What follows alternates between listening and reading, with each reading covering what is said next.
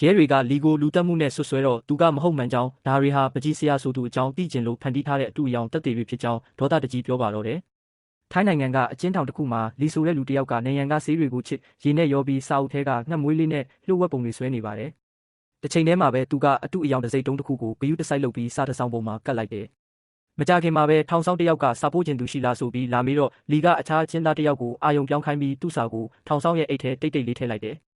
ဒါပေမဲ့မကြခင်မှာပဲနောက်ရာရှိတစ်ယောက်ရောက်လာပြီးလီကိုထိုင်းကနေဟောင်ကောင်ကိုပြောင်းရမယ်လို့ပြောပါတယ်။လီကတော့ဒီနေ့ရောက်လာမယ်ဆိုတာကြိုသိနေတယ်လို့မျိုးလုံးဝအံ့ဩတဲ့ပုံမပြပါဘူး။ဟောင်ကောင်ရောက်တော့ရဲတွေကနှစ်ပေါင်းများစွာမဖြေရှင်းနိုင်သေးတဲ့အမှုတွေနဲ့ပတ်သက်တဲ့ဖိုင်တွေကိုစစ်ဆေးပါတော့တယ်။လွန်ခဲ့တဲ့နှစ်ကကနေဒါမှာလက်နက်ကင်ကအဆောက်9ယောက်အသက်ခံရတာရွှေတြိဂံဒေသမှာလူ82ယောက်သေပြီး150ကျော်ဒဏ်ရာရခဲ့တဲ့တိုက်ခိုက်မှုတွေနဲ့ပုံနှိပ်ဆက်ယုံမိလောင်မှုတွေအပြင်ဟိုတယ်တစ်ခုမှာရဲအရာရှိတအူးနဲ့အမှုပညာပစ္စည်းရောင်းဝယ်သူတအူးရဲ့အလောင်းတွေတွေ့ရှိခဲ့တဲ့အမှုတွေပါပဲ။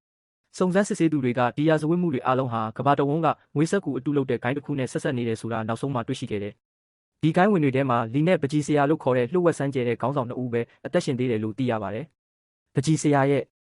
နာမည်ရင်းသူပဲမှရှိတယ်ဘလို့ပုံပန်းတန်ရှိတယ်ဆိုတာဘယ်သူမှမသိကြပါဘူး။ရဲတွေမှာလွန်ခဲ့တဲ့နှစ်ပေါင်းများစွာကနေဒါမှာရိုက်ခဲ့တဲ့မှုံဝါဝါတပ်ပုံတစ်ပုံပဲရှိပါတယ်။ပကြီးဆရာအကြောင်းရဲတွေကလီကိုမေးတော့သူကကြောက်လန့်တကြားဖြစ်ပြီးသူ့အကြောင်းပြောရင်တေးရလိမ့်မယ်လို့ဆိုပါတယ်။